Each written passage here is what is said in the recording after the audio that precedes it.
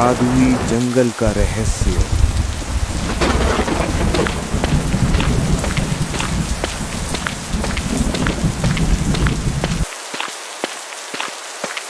सुनिए, आज पूरे गांव में अजीब सी बातें हो रही हैं।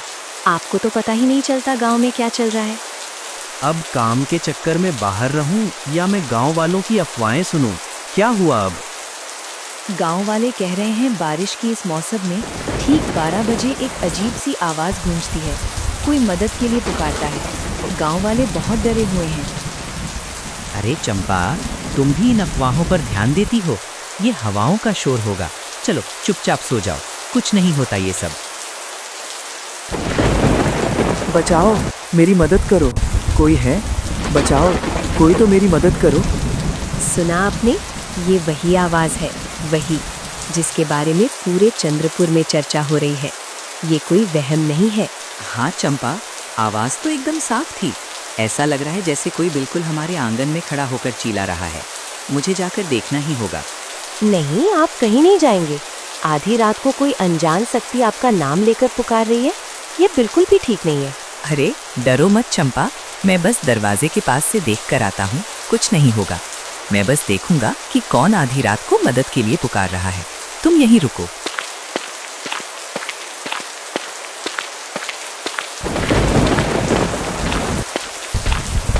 अजीब बात है, कोई दिख क्यों नहीं रहा? यहाँ तो बस एक भैंस है। अब ये भैंस बचाओ बचाओ कहकर तो नहीं बोलेगा, पर वो आवाज़ कहाँ से आई? इंसान तो आसपास भी नहीं दिख रहा।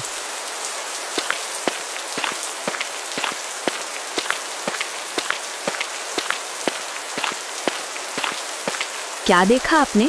कौन था बाहर? कोई नहीं है चंपा, बस किसी का भैंस खड़ा है पेड़ के नीचे। भैंस पर आवाज़ तो इंसान की थी। वही तो, मुझे लगता है गांव का ही कोई शरारती इंसान हमसे मज़े ले रहा है। झाड़ियों में छिपकर आवाज़ निकाल रहा होगा ताकि हम डर जाएं। वो भैंस भी शायद उसी का होगा। पर लखन, इतनी तेज बारिश में कोई मजाक क्यों करेगा? चलो अब चुपचाप सो जाओ। सुबह देखूंगा कि किसका भैंस खुला घूम रहा है। बेकार में नींद का सत्यानाश कर दिया।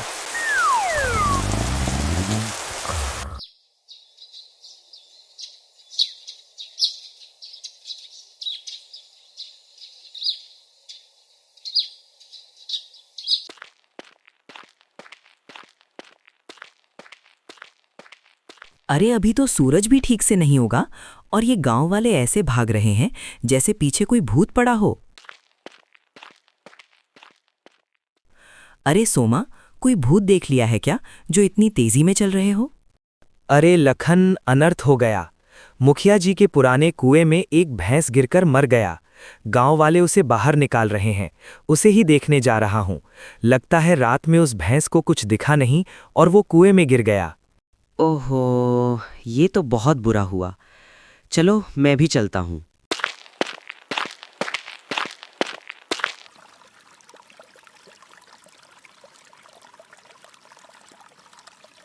ये तो वही भैंस है। इसके गले का वही रस्सी, ये तो वही है। लेकिन ये भैंस तो कल रात मेरे आंगन में खड़ा था। तो फिर मैंने जो देखा वो क्या था? कहीं वो मेरे आंखों का धोखा तो नहीं? इतना कहकर लखन अपने खेत की ओर चल पड़ता है। रास्ते में लखन को लोगों की भीड़ में किसी की रोने की आवाज सुनाई देती है। अरे रे रे, ये क्या हो गया? मेरी सारी बकरी मर कैसे गई? अब मैं क्या करूं? हो, लगता है हमारे गांव में किसी की बुरी नज़र लग गई है। देखा नहीं क्या, जमींदार जी के पुराने कुएं पर एक मरा हुआ भैंस मिला और अभी एक गांव वाले की सारी बकरी मर गई। हाँ रामू, तुम सही कह रहे हो। पता नहीं अब गांव में क्या क्या देखना पड़ेगा। इतना सुनकर लखन घबरा जाता है और चुपचाप खेत की ओर जाने लगता है। अरे बाप रे, अब ये क्या था? अभी अभी जो मैंने देखा, क्या वो भी मेरे आंखों का धोखा था या ये सच में मुझे मरा हुआ भैंस दिखाई दिया? ये मुझे क्या हो रहा है? तभी वहां एक साधु महाराज आ जाते हैं। पुत्र, इस पेड़ के छाया में बैठना तो ठीक है, लेकिन तुम्हारे चेहरे पर 12 क्यों बजे हुए हैं? क्या देख लिए हो जो इतने घबराए हुए हो? साधु महाराज, मैं बहुत बड़ी संकट में हूँ। मुझे समझ में नहीं आ रहा जो मैंने देखा वो सच है या मेरे आंखों का कोई धोखा है। घबराओ मत पुत्र, मुझे सारी बात विस्तार से बताओ। क्या पता मैं तुम्हारी कोई मदद कर पाऊं? बाबा, कल रात की बात है। कल रात के बारिश में मुझे एक अजीब सी आवाज़ सुनाई दी। जब मैं बाहर गया तो वहां कोई भी नहीं था, बस एक भैंस पेड़ के नीचे खड़ा था। और सुबह वही भैंस मुखिया जी के पुराने कुएं में मरा हुआ मिला। लेकिन हद तो तब हो गई जब एक गांव वाले की सारी बकरी रहस्यमय तरीके से मर गई। और फिर मुझे वही भैंस मेरे खेतों में दिखाई देने लगा। साधु महाराज, ये हमारे गांव में कौन सी संकट आ पड़ी है? कृपया कोई समाधान कीजिए। पुत्र, तुम कोई साधारण व्यक्ति नहीं हो। तुमको चुना गया है एक अधूरा कार्य पूरा करने के लिए, जो तुम्हारे पिछले जन्म से जुड़ा है। लेकिन बाबा, मैं तो एक आम किसान हूँ। मैं पिछले जन्म में कौन था और मुझे कौन सा कार्य पूरी करनी है? तुम जल्द ही सब समझ जाओगे और ये गांव में सब ठीक हो जाएगा। तभी साधु महाराज हवा में अचानक गायब हो जाते हैं। अरे बाप रे, ये साधु महाराज हवा में कैसे गायब हो गया? और ये किस अगले जन्म की बातें कर रहे थे? मुझे तो कुछ समझ में ही नहीं आया।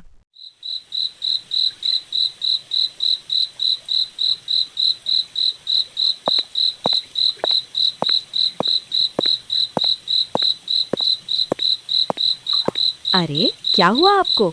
सुबह तो आप अच्छे भले गए थे, अब ऐसे लग रहे हैं जैसे कोई मुर्दा देख लिए हो। सब ठीक तो है ना जी? चंपा, जो मैं कहूँगा वो सुनकर शायद तुम यकीन ना करो। आज सुबह मुखिया जी के पुराने कुएं में वही भैंस मरा हुआ मिला जो कल रात हमारे घर के बाहर खड़ा था। क्या मरा हुआ? तो फिर कल रात जो हमने देखा वो क्या था जी? यही तो रहस्य है भगेवन। और हद तो तब हो गई जब एक गांव वाले की सारी बकरी रहस्यमय तरीके से मर गई और मुझे वही भैंस मेरे खेतों में दिखाई देने लगा।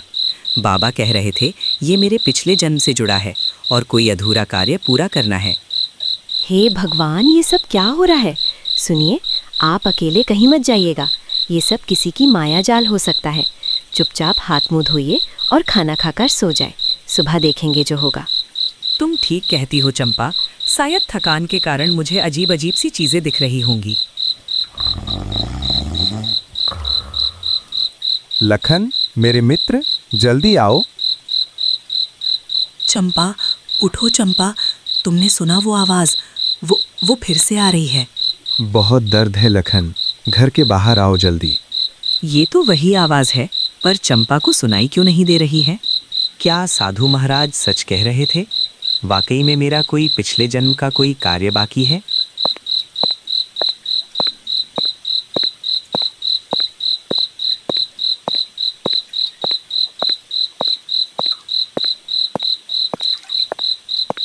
कहाँ हो तुम? बाहर आओ। तुम मुझे दिखाई क्यों नहीं दे रहे? अरे बाप रे, ये क्या है? भागो लखन, नहीं तो आज जान नहीं बचेगी। रुको लखन, डरो मत, भागो मत, मेरी बात सुनो। हे भगवान, मैं एक मरा हुआ भैंस से कैसे बात कर रहा हूँ और तुम हवा में कैसे प्रकट हो गए? तुम तो मर गए थे ना? मैं कोई साधारण भैंस नहीं हूँ, बल्कि एक दिव्य जादुई भैंस हूँ। जिस आवाज़ ने तुम्हें आधी रात को पुकारा वो मेरी ही आवाज़ थी। लखन, मेरी बात सुनो। जादुई जंगल में एक दुष्ट तांत्रिक है, भैरव। उसी ने अपनी काली शक्तियों से मुझे बांध रखा है। वो मेरी शक्तियों चुराना चाहता है। अगर उसे समय रहते रोका ना गया तो वो मेरी शक्तियाँ पाकर दोनों दुनिया को मिटा देगा। पर भैंस महाराज, मैं तो एक छोटा सा किसान हूँ। मैं उस दुष्ट तांत्रिक के शक्तियों का सामना कैसे कर पाऊंगा? और मैं अकेला उस जादुई जंगल को पार कैसे करूंगा? तुम अकेले नहीं हो लखन, तुम्हारे साफ दिल और ईमानदारी के कारण तुम्हें चुना गया है। तुम्हारी मदद के लिए मेरा सबसे अच्छा मित्र तुम्हारा इंतजार कर रहा है। कौन साथी? यहाँ तो बस सन्नाटा और अंधेरा ही दिख रहा है। अभी तुम्हारे घर की ओर देखो। तुम्हारे घर के ठीक सामने मेरा सबसे अच्छा मित्र गजराज खड़ा है। वो साधारण हाथी नहीं है, वो हवा के रफ्तार से उड़ता है। वही तुम्हें जादुई जंगल के गुप्त रस्तों से ले जाएगा, जहाँ आज तक कोई इंसान कदम भी नहीं रख सकता। फिर लखन अपने घर की तरफ जाने लगता है। चंपा, अरे ओ चंपा, दूर हटो उस जानवर से। पागल हो गई हो क्या? पता नहीं कहाँ से आ गया है। अरे आ गए आप, बहुत देर कर दी। ये छोटा गजराज आपका कब से इंतजार कर रहा है। छोटे गजराज जी ने मुझे सब बता दिया। आप बिल्कुल भी चिंता मत कीजिए, ये कुछ नहीं करेगा। ये क्या कह रही हो चंपा? मैं वहाँ एक मरा हुआ भैंस से बातें कर रहा हूँ और तुम यहाँ एक जीता जागता हाथी के बच्चे से गप्पे लड़ा रही हो, और तुम मुझे ये कह रही हो कि ये बातें भी कर सकता है। हाँ लखन, मैं बोल सकता हूँ और मैं उड़ भी सकता हूँ, क्योंकि मैं कोई साधारण गजराज नहीं हूँ, एक जादुई हाथी हूँ। तुम बिल्कुल भी देर मत करो लखन, हमें जादुई जंगल जाकर उस दुष्ट तांत्रिक को रोकना होगा, नहीं तो वो इस गांव में एक एक कर सभी जानवर को मार देगा। जल्दी करना होगा, क्योंकि समय कम है और संकट बहुत बड़ा। हाँ जी, आप जल्दी जादुई जंगल के लिए रवाना हुए और उस तांत्रिक को उसकी किए का सजा दीजिए। इतना सुनकर लखन झट से गजराज जी के ऊपर बैठ जाते हैं। फिर गजराज जी लखन को हवा में उड़ाकर पहाड़ों के ऊपर से जादुई जंगल की गुप्त रास्तों से लेने लगता है और जादुई द्वार के पास उतार देता है। लखन, अब हमें यहाँ से चलकर ही जाना होगा, क्योंकि आगे का रास्ता खतरों से भरी पड़ी है। ठीक है गजराज जी। तभी वहाँ एक जादुई रक्षक प्रकट होता है। कौन हो तुम लोग, और तुम लोगों को कहाँ जाना है? तुम लोगों को पता नहीं है क्या? यहाँ इंसानों का आना मना है, लौट जाओ। तभी गजराज जी कहते हैं, हम वापस नहीं लौट सकते जादुई द्वार के रक्षक, क्योंकि हमें उस दुष्ट तांत्रिक को रोकना होगा, नहीं तो वो दोनों दुनिया में प्रलय ला देगा। ठीक है, मैं तुम्हें अंदर तो आने दूंगा, परंतु मेरे 2 सवालों का तुम्हें उत्तर देनी पड़ेगी। ठीक है जादुई सिपाही, पूछिए आपको क्या पूछना है।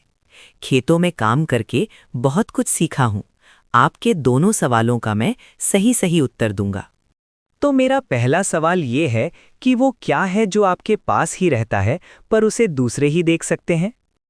इस सवाल का सही उत्तर है इंसानों का गलती, क्योंकि गलती अक्सर आपके साथ ही होती है, लेकिन उसे सबसे पहले दूसरे लोग ही देख लेते हैं। बहुत अच्छा लखन, अब मेरा दूसरा सवाल, वो क्या है जो ऊपर तो जाती हैं पर कभी नीचे नहीं आती? लखन कुछ देर सोचने लगता है। उस सवाल का सही उत्तर है उम्र, क्योंकि इंसानों का उम्र तो बढ़ता है पर कभी लौट कर नहीं आता। ठीक है लखन, अब तुम इस जादुई द्वार में प्रवेश कर सकते हो। इतना कहकर जादुई सिपाही गायब हो जाते हैं। लखन, अब हमें जल्दी जाकर उस तांत्रिक को रोकना होगा। फिर लखन और गजराज जी जादुई दरवाजे के अंदर जाने लगते हैं।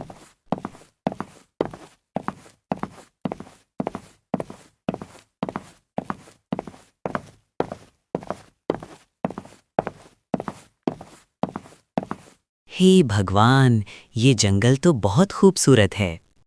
लखन, ये जंगल जितना खूबसूरत है उतना ही रहस्यमय।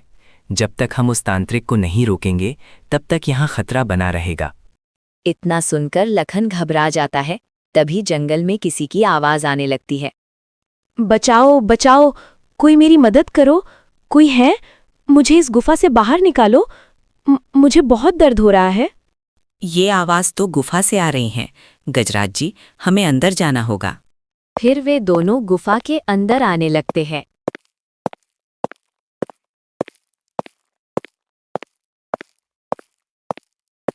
बचाओ लखन, मुझे बहुत दर्द हो रहा है। चंपा, तुम तो घर में थी ना, यहाँ कैसे पहुँच गई? मुझे उस दुष्ट तांत्रिक ने यहाँ अपनी काली शक्तियों से इस गुफा के अंदर पिंजरे में बंदी बना दी। मुझे बाहर निकालो लखन। नहीं लखन, नहीं, वो एक छलावा है, वो तुम्हारी पत्नी नहीं है। ये क्या कह रहे हो गजराज जी? ये तो मेरी पत्नी चंपा है, मैं उसे तकलीफ में नहीं देख सकता। कुछ करो गजराज जी, मेरी पत्नी को अपनी शक्तियों से आज़ाद करो। तभी गजराज जी अपनी शक्ति से उस पिंजरे को गायब कर देते हैं। हे भगवान, ये तो डायन है। ये मैंने क्या कर दिया? एक डायन को पिंजरे से आज़ाद कर दिया। अब हम क्या करें? हाँ लखन, तुमने मुझे आज़ाद कर दिया, परंतु तुम डरो मत, मैं तुम्हें कुछ नहीं करूंगी। उस दुष्ट तांत्रिक ने मुझे इस गुफा में बंदी बनाकर रखा था और वो मेरी शक्तियां चुराना चाहता था, पर अब मैं आज़ाद हूँ। तभी वहां दुष्ट तांत्रिक प्रकट हो जाते हैं। तो आखिरकार मौत के सावदागर यहां आ ही गए और साथ में इस डायन को भी आजाद कर दिया। तुम्हें क्या लगा भैरव सो रहा है? दुष्ट तांत्रिक, आज तेरे इस गुफा में तेरी मृत्यु आई है। ध्यान से देख अपनी इस मृत्यु को। तू मेरे ही गुफा में आकर मुझे ही धमकी देगा? डायन माँ, मेरी मदद करो, अपनी शक्तियों का इस्तेमाल करो। फिर डायन अपनी शक्तियों से उस दुष्ट तांत्रिक को रोकने लगती है। अब तुम मेरे शक्तियों का सामना करो, दुष्ट तांत्रिक।